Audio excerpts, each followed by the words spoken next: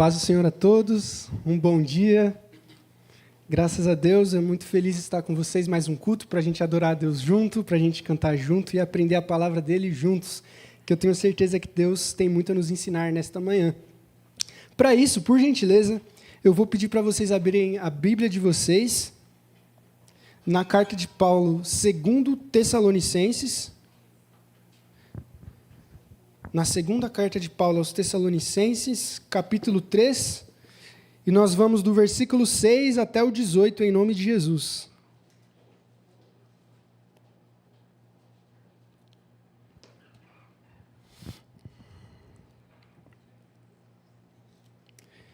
Segunda Tessalonicenses 3, do 6 ao 18, diz assim, em nome de Jesus. Irmãos, nós vos ordenamos, em nome do nosso Senhor Jesus Cristo, que vos afasteis de todo irmão que vive de forma indisciplinada ou desordenada em algumas versões, e em desacordo com a tradição que recebestes de nós. Pois vós mesmos sabeis como deveis nos imitar, pois quando estávamos entre vocês, não vivíamos desocupados, nem comíamos de graça da comida de ninguém. Pelo contrário, trabalhávamos dia e noite com esforço e fadiga para não ser um peso para nenhum de vocês. Não porque não tivéssemos direito, mas para que nós mesmos a gente desse exemplo a vocês, para vocês nos imitarem. Quando ainda estávamos com vocês, ordenamos que se alguém não quer trabalhar, que também não coma. Porque ouvimos dizer que alguns entre vocês vivem desocupados, não querem trabalhar e ainda se intrometem na vida alheia. A esses, porém, ordenamos e exortamos por nosso Senhor Jesus Cristo que, trabalhando em paz, consigam o próprio pão. Quanto a vocês, porém, meus irmãos, não cansem de fazer o bem. Se alguém desobedecer às nossas instruções nessa carta, marquem-o atentamente, e não tenham contato com ele, a fim de que ele se envergonhe. Todavia, não o considerem como um inimigo. Pelo contrário, o corrija como um irmão. Que o próprio Senhor da paz sempre vos dê paz de todas as maneiras, e o Senhor esteja com todos vocês. Eu, Paulo, vos cumprimento de próprio punho, meu sinal em cada carta, e é assim que escrevo. Que a graça de nosso Senhor Jesus Cristo esteja com todos vocês. Feche seus olhos. Jesus, muito obrigado por o Senhor ter nos guiado até aqui. Nós oramos para que o Senhor continue se manifestando em nossas vidas, que através do texto de hoje o Senhor venha se manifestar poderosamente na sua igreja. Venha nos ensinar, venha nos exortar e nos corrigir. Tudo isso para que a gente esteja cada dia mais próximos à sua vontade e fazendo aquilo que o Senhor deseja em nós. Que o Senhor venha transformar os nossos corações para que sejamos cada dia mais discípulos e discípulas de Jesus. Que o Senhor esteja conosco e nos dê um bom momento de palavra. Amém. Pode sentar, por favor? Fique à vontade. Mais uma vez, um bom dia a todos. Espero que tenham tido uma ótima semana. Finalmente, chegamos no final de semana, chegamos no sábado, graças a Deus. O Senhor tem nos sustentado e nos dado força e alegria para estarmos em mais um culto. O título de hoje, o que a gente vai aprender hoje, é Sendo Cristãos Responsáveis e Disciplinados. A gente vive hoje em dia numa sociedade em que muitas vezes o trabalho é visto como algo ruim. Vivemos num mundo em que atualmente compromissos são coisas chatas. Alguns buscam uma vida sem compromisso, sem trabalho, sem disciplina, acreditando que é possível viver sem depender de ninguém, sem contribuir com nada. A gente aprende hoje em dia numa sociedade em que o trabalho é visto muito com maus olhos. Trabalhar é ruim, a gente só está enriquecendo o nosso patrão, a gente não está contribuindo com nada, a gente está sendo alienado. Então, nós vivemos numa sociedade em que o trabalho, muitas vezes, é visto com maus olhos. A gente só trabalha para a gente ter uma renda e para sobreviver. E, além disso, por outro lado, tem crescido muito o número de pessoas que não querem trabalhar, pessoas que não querem nada de responsabilidade, são avessos à responsabilidade, fala sobre responsabilidade e chega a dar um calafrio na espinha. Isso eu não quero de jeito nenhum. Ter que tomar conta de alguma coisa, tem que liderar alguma coisa, tem que ter compromisso sério com algo, não quero. Então, muitos buscam uma vida sem disciplina. Cara, você acorda a hora que quer, dorme a hora que quer, faz a hora que quer, quando quer, não faz nada bom, mas não faz nada ruim, e a mediocridade tem tomado conta da nossa geração. Só que, contra isso, a Bíblia, ela nos apresenta uma ótica muito diferente sobre o trabalho. Então, hoje a gente vai ver, em especial, 3 pontos sobre esse texto, de como Deus nos ensina, através da carta, através desse texto que nós lemos, a sermos cristãos responsáveis e disciplinados. E o primeiro ponto que a gente pode ver é como o trabalho é um serviço que é um serviço divino, é um serviço que é uma bênção, é um serviço que nos traz testemunho às pessoas a quem a gente está inserida, e é um serviço ao próximo. Então, em primeiro lugar, a gente vai ver o trabalho numa ótica bíblica. Como que a Bíblia apresenta o trabalho? Como que a Bíblia enxerga o trabalho? E para isso, lá em Gênesis capítulo 2, é quando a gente vê pela primeira vez a instituição do trabalho na vida do ser humano. Então, para isso, eu vou pedir para rapidamente você, durante a mensagem, manter a sua Bíblia aberta, para a gente ir comparando os textos e entendendo como que a Bíblia enxerga o trabalho e como esse texto que nós lemos vai nos falar como Deus o enxerga. Então, primeiro, eu vou pedir para você ir em Gênesis capítulo 2, e a gente vai lá para o versículo 13. 13 não, perdão. Capítulo 2, e a gente vai lá para o versículo 19, que diz assim: Então o Senhor Deus formou da terra todos os animais do campo e todas as aves do céu e os trouxe para o homem ver como os designaria. O nome dado pelo homem a cada ser vivo seria, ou seja, cada ser vivo seria tido um nome dado pelo homem. Assim o homem deu nome a todos os animais nos céus, na terra e todos os animais do campo. Contudo, não se encontrava para o homem uma aliada semelhante a ele. Agora a gente vai lá para o capítulo 3. Capítulo 3 é quando o homem cai no pecado. Jesus vai dar um castigo para o homem, para a mulher e para a serpente. E agora a gente vai lá no castigo que ele dá para o homem. E aí ele diz assim: Maldita é a terra, versículo 17, por causa de você. Com dores você comerá dela todos os dias da sua vida. Ele lhe fará brotar espinhos e ervas daninhas, e você comerá as plantas do campo com o suor do seu rosto, você comerá o seu pão, até que volte à terra, visto que foi tirado, porque você é pó, e ao pó voltará. Então, o que está acontecendo aqui em Gênesis? A gente vê que desde o princípio, desde a criação do homem, o homem já trabalhava. É como diz em Gênesis 2:5, ainda não havia nenhum arbusto no campo e nenhuma planta havia brotado, porque o Senhor Deus ainda não tinha feito chover sobre a terra e não havia solo para o homem cultivar. Então, desde a criação, antes do pecado, Deus ele já tinha como propósito que o homem trabalharia.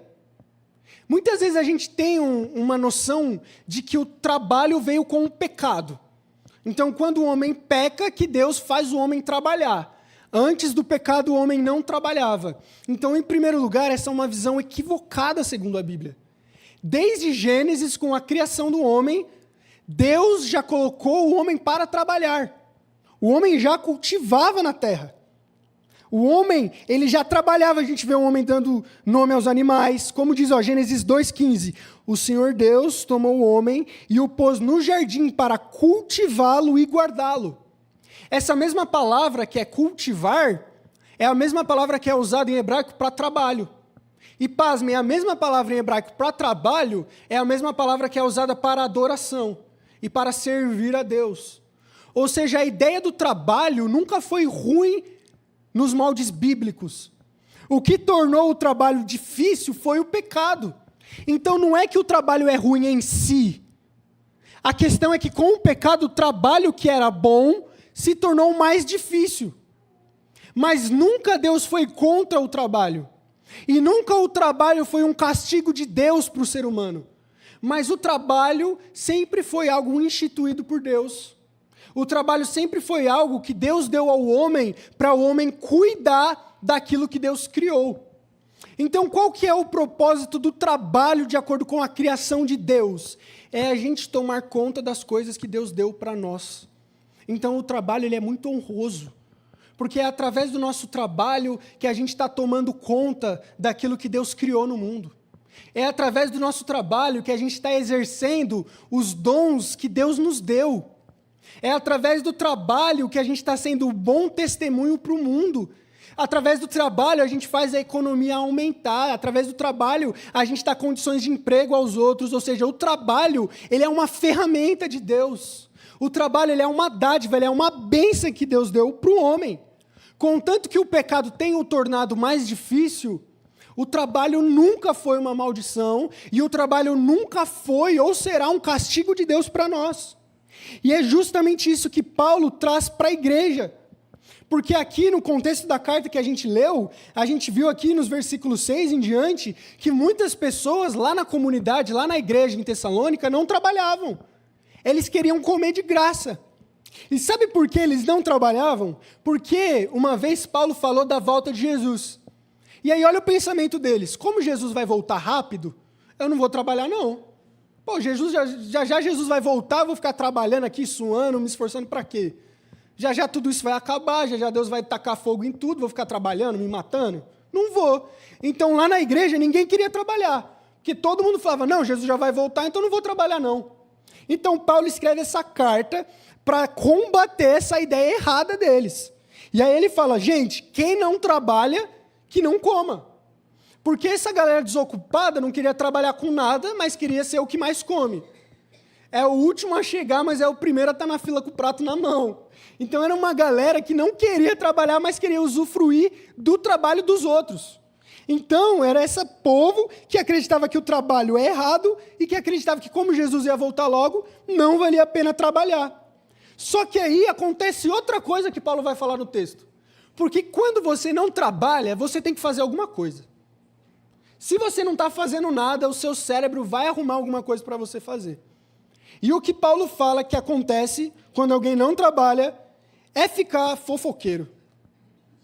E é o que Paulo está falando. Como vocês não têm tempo para trabalhar, vocês têm muito tempo em casa fazendo nada, vocês estão tomando conta da vida dos outros. Se vocês estivessem trabalhando, vocês não estariam fofocando. Então é isso que Paulo quer dizer. Olha o que diz aqui o texto, ó. Se afastem de todo irmão que vivem de forma indisciplinada, em desacordo com a tradição que vocês receberam da gente. Vocês sabem como vocês têm que imitar a gente, porque quando a gente estava entre vocês, não fomos desocupados, a gente não comia de graça, a gente trabalhava, a gente se esforçava para não ser um peso entre vocês.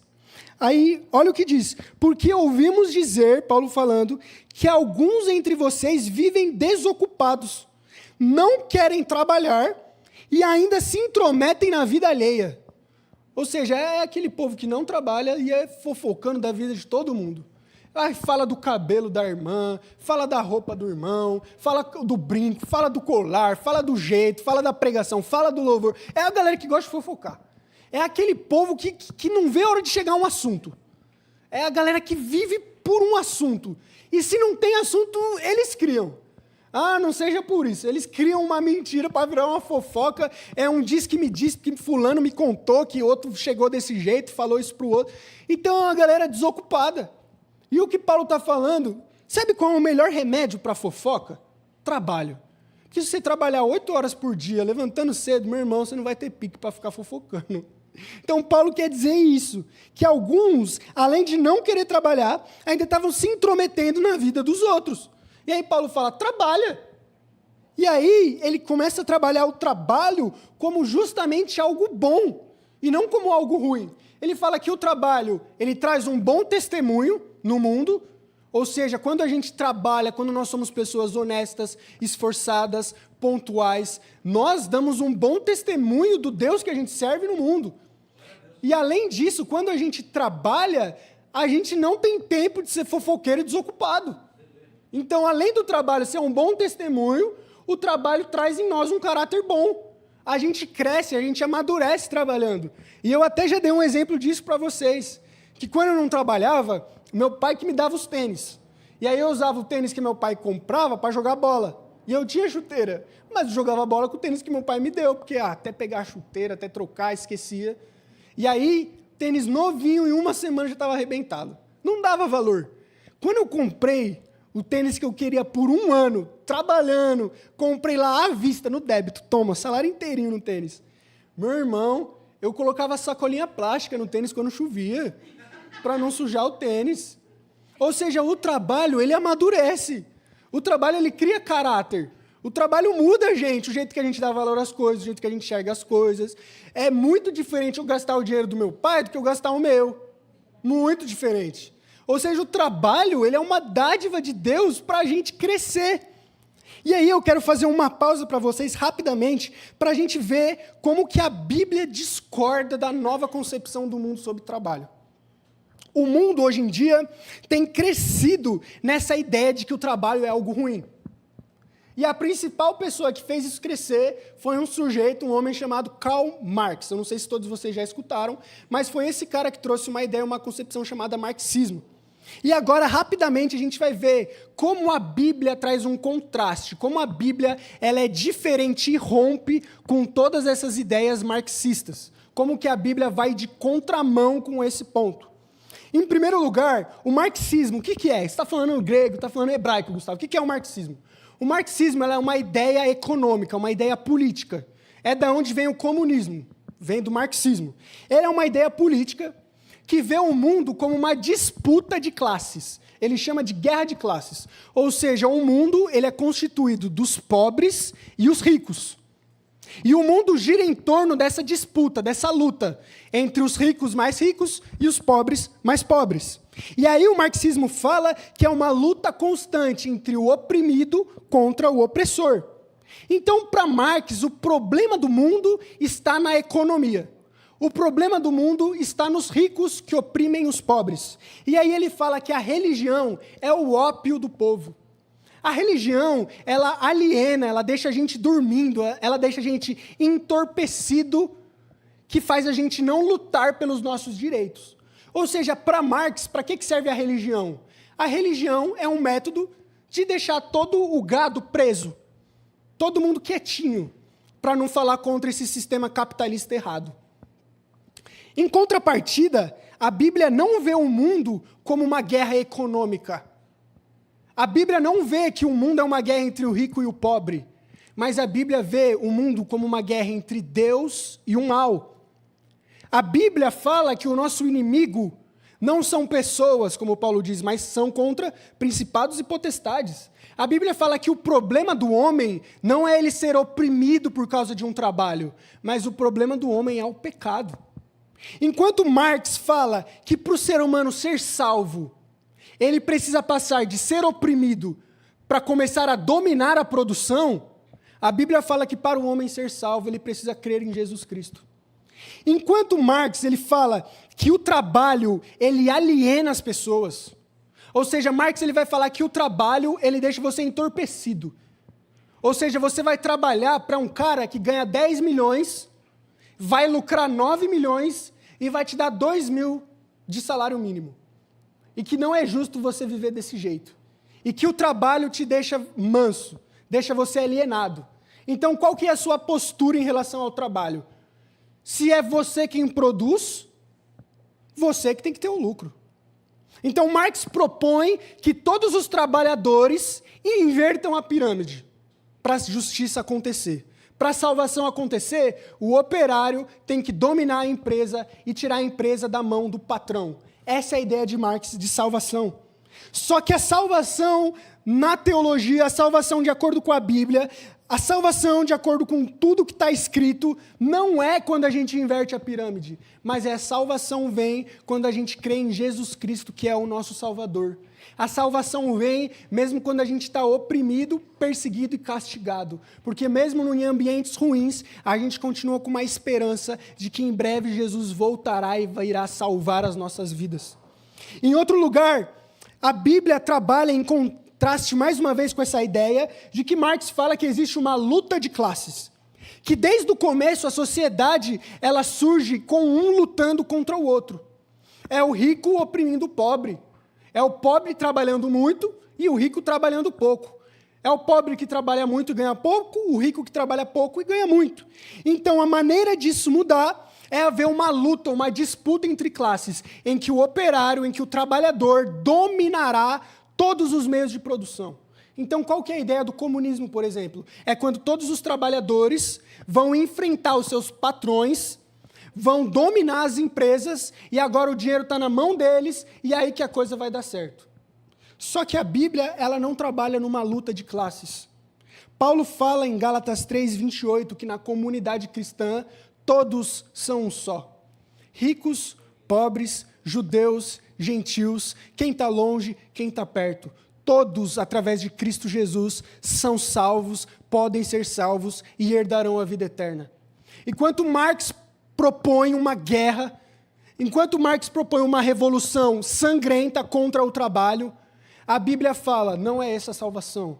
O trabalho glorifica a Deus. E através do trabalho, a gente testemunha Jesus no mundo. E não é que a gente tem que lutar contra o nosso patrão, mas a gente tem que pregar o evangelho para ele. Porque tanto patrões quanto funcionários herdarão o reino dos céus. Enquanto o mundo propõe uma revolução sangrenta, Jesus propôs uma revolução baseada no amor. Em último lugar, enquanto a Bíblia apresenta uma redenção através de Jesus Cristo, mesmo em meio ao sofrimento, o marxismo não quer sofrer. É como eu falei, eles não querem trabalhar, porque o trabalho está errado. Então eles propõem que a redenção, que a salvação, vai ser quando todo mundo ficar rico. Vai ser quando todo mundo tiver a mesma igualdade de bens. Mas a Bíblia nunca trabalhou isso. A Bíblia trabalha que a salvação vem exclusivamente através de Cristo. Então, saindo desse parênteses que eu abri, é muito importante a gente ter cuidado com as novas ideologias que o mundo tem trazido para a gente, de acordo com o que a gente vê no noticiário, na mídia, na televisão, porque isso tem tentado moldar o que a gente acredita sobre o trabalho. Então, é importante a gente entender que o trabalho é uma bênção. Mesmo num mundo que critica o trabalho, mesmo se você viver num trabalho em que você é oprimido, a Bíblia não te encoraja a ser um revolucionário sangrento, mas a Bíblia te encoraja a suportar os sofrimentos e usar o trabalho para glorificar a Deus. E essa é a postura bíblica que a gente traz. Então, tudo bem? Todo mundo comigo? Entendemos? O trabalho, ele é para a glória de Deus. Através do trabalho, a gente amadurece. Através do trabalho, a gente prega Jesus nas nossas atitudes. O trabalho não é algo errado, mas o trabalho é algo que Deus instituiu para o seu povo. E em segundo e penúltimo lugar que eu quero trazer nesse texto, é a importância da nossa correção entre irmãos. Se muitas vezes a gente tem visto o mundo afora que ninguém quer trabalhar e o trabalho é mal visto, imagina a correção. Imagina disciplinar alguém. A gente vive num contexto em que a frase da época é esta: não julgueis. Só Deus conhece o meu coração. Quem é você para me julgar? Não, você não pode falar que eu estou fazendo de errado. Deus sabe o que eu sinto, Deus sabe o que eu passo. Por que você tem que me corrigir? Ah, não, tira a trave do seu olho antes de tirar o cisco do meu. Olha como você é hipócrita, seu fariseu, fica julgando os outros.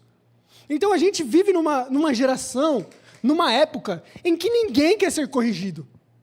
Ninguém quer escutar que você está errado, que você está equivocado. Só que a Bíblia trabalha sempre a importância da correção. Porque se o trabalho amadurece a gente, a correção também. São os puxões de orelha que a gente tem na infância que faz com que sejamos adultos bons no mundo. São as correções que a gente recebe durante a nossa jornada que faz a gente ser bons cidadãos. Ou seja, a correção, ela é bíblica. E olha o que Paulo diz, versículo 11 até o versículo 15. Porque ouvimos dizer que alguns dentre vocês vivem desocupados, não querem trabalhar e se intrometem na vida alheia.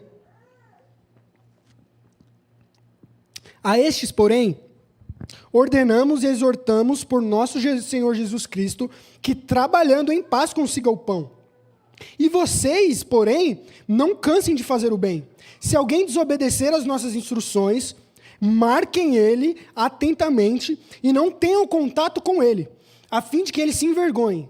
Todavia, não considerem ele como um inimigo. Pelo contrário, o corrija como um irmão.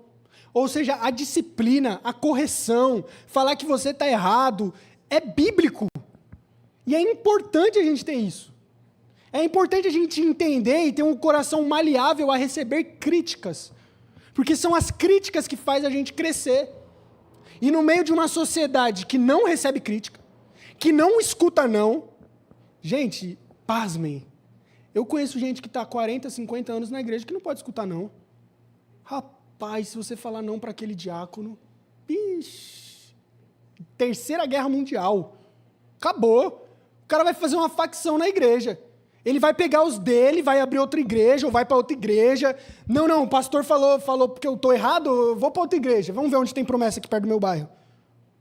A gente vive numa galera, numa sociedade, eu me incluo nisso, que a gente tem dificuldade de escutar não. A gente tem dificuldade de ser corrigido. A gente tem dificuldade de aprender. Só que a Bíblia, ela nos revela que Deus é aquele Pai que nos corrige. E que a gente deve corrigir uns aos outros. É o que está falando aqui, ó. Se alguém não obedeceu o que a gente está falando, essa ideia de observar é como colocar um marca-texto assim no nome da pessoa. Observai ele, marquem ele, deem ênfase nele e não se associem com ele, para que ele crie vergonha na cara. É exatamente isso que está falando. O cara não quer trabalhar, o cara quer ficar comendo de graça e fofocando da vida dos outros, para de falar com ele. Deixa ele sozinho para ver se ele aprende, se ele cria vergonha na cara. Deixa ele ficar um pouco com fome para ver se ele não quer a coragem de trabalhar. Aliás, o marmanjo tem 2 pernas, barba na cara, trabalha, tem tudo e quer ficar comendo de graça? Paulo está falando, deixa ele passar um pouco de fome e vergonha para ver se não cria vergonha na cara. Porque é importante a gente corrigir os outros. É importante ter este confronto na cara. Porque às vezes a gente vive muito passando a mão na cabeça das pessoas. Ai, pastor, eu estou fazendo um monte de coisa errada. Meu irmão, calma. É um processo. Eu te entendo. A vida cristã é um processo. Você está pecando, você está fazendo tudo que Deus não gosta, mas relaxa. Deus é amor. Jesus salva. Jesus veio para o pecador, não veio para os salvos. Meu irmão, isso não é bíblico. A Bíblia nos apresenta correção. E a gente se alegra nessa correção. A gente tem que dar graça quando a gente é corrigido. A gente tem que agradecer a Deus que eu tenho pessoas mais experientes que falam, Gustavo, você está errado nisso. Gustavo, melhora naquilo. Isso é motivo para eu me alegrar em Deus. E não para eu ficar bicudo. Não para eu ficar sentado bicudo no canto. Então não vou agradecer, não vou mais orar, vou para outra igreja. Não, mas é importante a gente entender esta correção. E é importante a gente também ressaltar que essa correção tem que ser feita também com amor. A gente não está para destruir as pessoas. As nossas críticas não são destrutivas, são construtivas. A gente vai falar algo para vocês, vocês vão falar algo para mim, para a gente amadurecer junto, como família, como irmãos, em amor. É o que Paulo fala aqui no versículo 15. Todavia, não considerem eles como inimigo, mas pelo contrário, os corrija como um irmão. Então é justamente por a gente ser irmãos na fé que a gente vai corrigir uns aos outros, que a gente vai ajudar uns aos outros a crescer em maturidade. Não é para a gente afastar a pessoa da igreja, não é para a gente fazer essa pessoa ir embora chateada, magoada, mas é para essa pessoa crescer na graça assim como a gente ter essa troca mútua de correções. Essa troca justa em que eu falo aquilo que você tem a melhorar e você fala aquilo que eu tenho a melhorar. Essa maturidade na igreja que só vai fazer a gente crescer em Cristo. Então, em segundo ponto, é importante a gente entender a correção como algo bíblico e algo bom. E em terceiro e último lugar, eu quero concluir dizendo, aqui no versículo 13, que diz assim, e vós, porém, não se cansem de fazer o bem. Diante de tudo isso que a gente aprendeu na carta, é muito difícil fazer o bem. No meio de gente fofoqueira, no meio de gente que não quer trabalhar, no meio de gente chata, é difícil continuar legal. Mas a Bíblia, ela nos encoraja a gente continuar fazendo o bem. A gente não se cansar. Meu irmão, minha irmã, mesmo que você esteja sozinho no seu mercado de trabalho, mesmo que você seja o único, a única do seu setor, que tem princípios bíblicos, mesmo que você seja a única pessoa da sua família que ainda é mais calma, mesmo que você seja a única pessoa no seu contexto que faz o bem, que quer trabalhar, que quer ser honesto, que quer ser justo, continue assim. Não desanime, não cansa. Deus está com você. Deus vai te dar forças para você continuar sendo fiel, mesmo em meio à infidelidade do mundo. Você é igual o que minha mãe falava todo dia quando eu era criança, você não é todo mundo. Não se misturem com os demais. Não é só porque todo mundo está fazendo que você vai fazer também.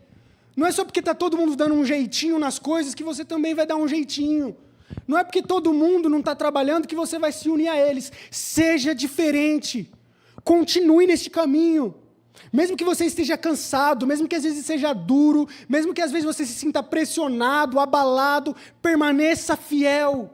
Deus vai te dar forças. Deus vai te manter de pé. Seja fiel e Deus continuará fiel com você. Não cansem de fazer o bem. É como diz do versículo 16 ao 18, o próprio Senhor da paz dará paz a vocês de todas as maneiras. Mesmo que a gente esteja em ambientes hostis, em ambientes de perseguição, mesmo que a gente esteja no meio de pessoas fofoqueiras, inventando mentiras sobre você, continue fiel, continue sendo da paz, que Deus vai te fortalecer. Não deixe as fofocas te atingir. Não deixe as mentiras que as pessoas contam sobre você te atingir. Não deixe as pessoas ruins que estão ao seu lado te atingir. Continue fazendo bem, que Deus estará com vocês. E Paulo conclui dizendo que a graça do Senhor Jesus Cristo esteja sobre todos nós. De fato, se nós estivermos com Cristo, Cristo estará conosco, como ele mesmo diz em Mateus 28:20. Até a consumação dos séculos, Jesus estará com nossas vidas.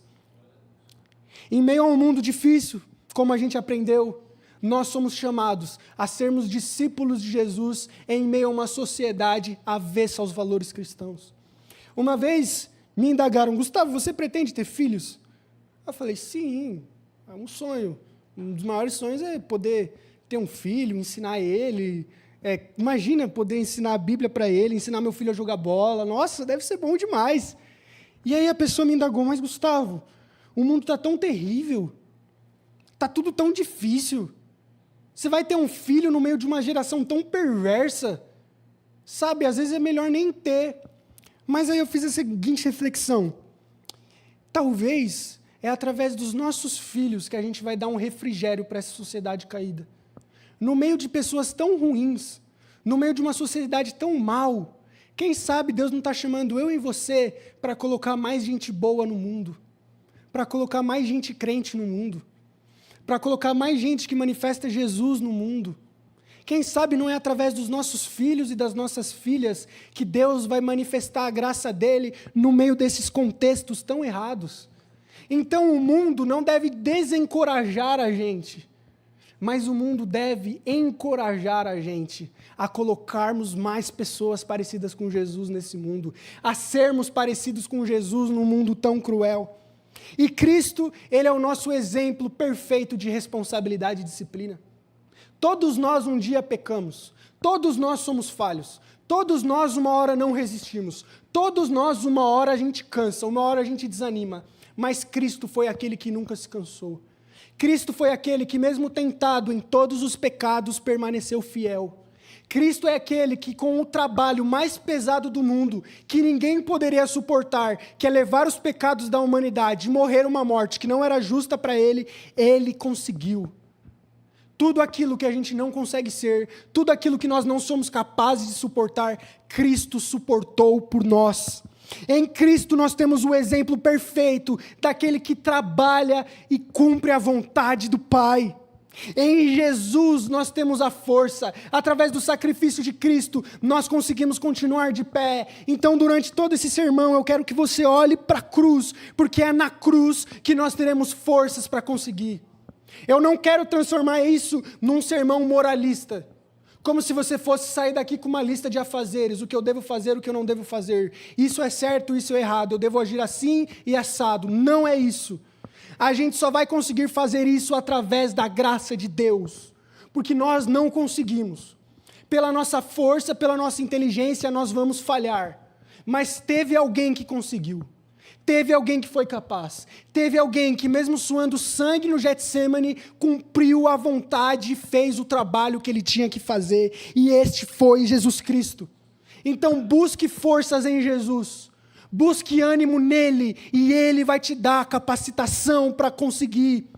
É Ele que nos sustenta no nosso caminho. É Ele que, mesmo num trabalho duro, cruel, que às vezes você vai receber o que você não merece, vai continuar te dando aquilo que você necessita. Vai continuar te dando força e alegria. E vai usar você para, mesmo nesses ambientes hostis, mesmo em meio a pessoas maldosas, continue firme e feliz, manifestando Ele no mundo.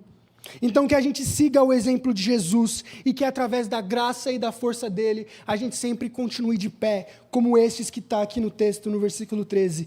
Pessoas, homens e mulheres, que não se cansam de fazer o bem, porque o Deus, o Jesus da nossa salvação, que nos moldou, que continua nos moldando, continuará nos dando forças. É esse Cristo que transformou nós, pecadores, preguiçosos, pessoas cruéis, pessoas ruins, mortas nos pecados, em pessoas que agora são dignas, responsáveis e disciplinadas. E eu quero dar minhas últimas palavras concluindo que todos nós podemos ser esse cristão. Às vezes o que eu falo, e às vezes até eu penso nisso, será que eu estou sendo muito utópico? Será que eu estou falando algo muito longe da realidade? A Bíblia fala para a gente que não. É possível. É possível eu deixar de ser quem eu sou hoje e ser aquilo que Cristo quer que eu seja. Mas só existe uma forma de fazer isso. Não é fazendo uma lista de afazeres ou colocando metas para 2025 e ticando. Não. A gente vai falhar se a gente fizer isso. Mas existe uma maneira da gente conseguir ser esse discípulo de Jesus no mundo. É aceitando a Cristo como nosso Salvador. É fazendo Jesus morar nas nossas vidas. É a gente se esvaziando de quem nós somos. É cada dia ser menos o Gustavo e ser mais Jesus. E aí sim nós seremos capazes de fazer aquilo que Ele fez. Aí sim nós podemos ser parecidos com Ele. Aí sim, mesmo a tribulação, mesmo em meio à luta, mesmo em meio a todas as dificuldades, a gente pode fazer o que Paulo nos instruiu através do Espírito Santo, sem cansar de fazer o bem. O Jesus que transforma pecadores em responsáveis, preguiçosos, fofoqueiros, em pessoas responsáveis e disciplinadas, está aqui hoje. E Ele quer atuar na sua vida. Eu não estou chamando ninguém assim, mas estou falando que todos nós temos pontos a melhorar. Todos nós podemos crescer um pouco mais na maturidade. E através de Cristo você consegue.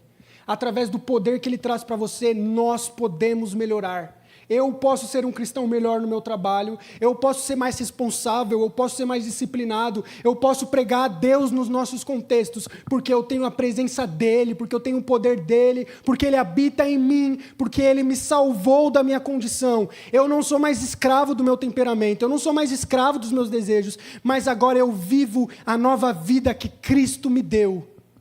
Que Cristo, esse Jesus que transforma todos, estejam nos nossos corações. Vamos ficar de pé, vamos orar em nome de Jesus?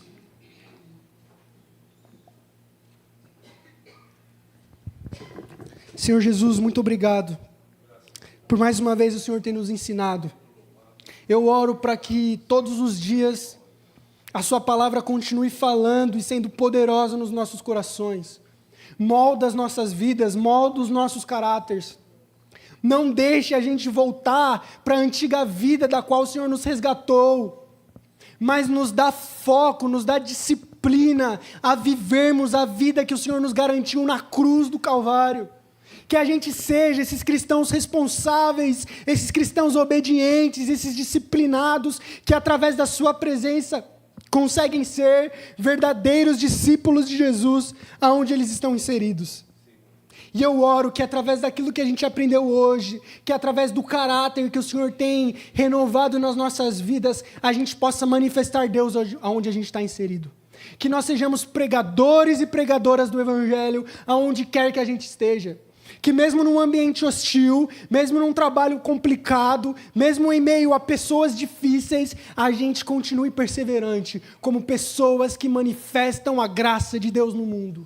Usa as nossas vidas para que mais vidas sejam alcançadas. Que através do nosso testemunho, pessoas possam ser transformadas. Que assim como o Senhor transformou a nós, pecadores, em agora salvos pela graça, o Senhor venha através de nós trazer essa salvação às pessoas que estão no nosso contexto. É isso que nós oramos em nome de Jesus. E amém.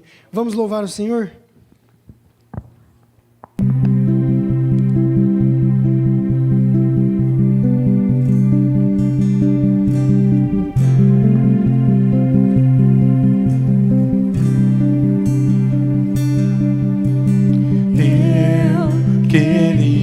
queria ter mais que uma voz, mais que um amor e uma vida pra te oferecer,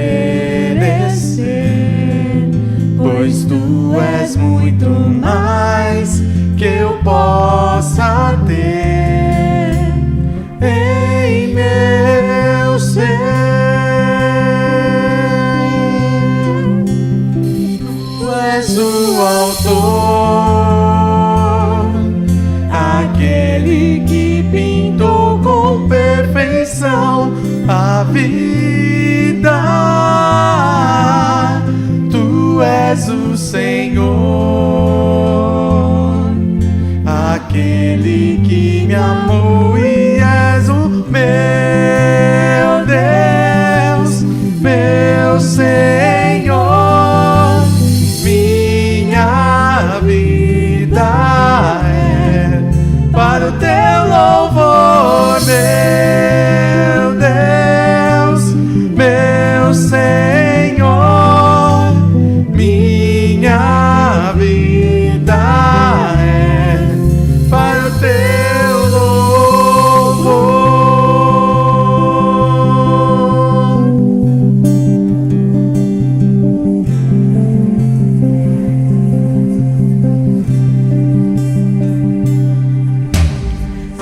Eu queria ter mais que uma voz, mais que um amor e uma vida pra te oferecer, pois tu és muito mais que eu possa ter em meu ser.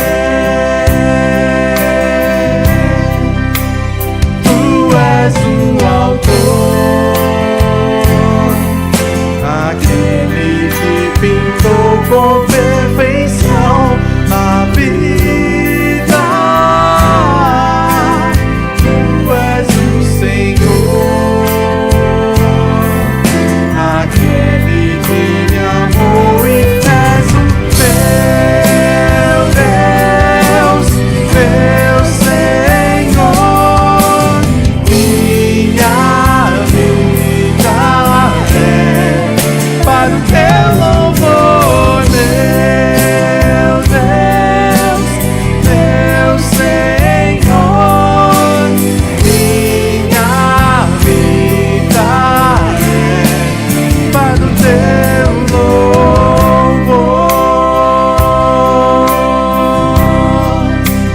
Tu és o autor, aquele que pintou com perfeição a vida. Tu és o Senhor, aquele que me amou, e és o meu Deus, meu Senhor. Minha vida é para o teu louvor, meu Deus, meu Senhor. Minha vida é para o teu louvor.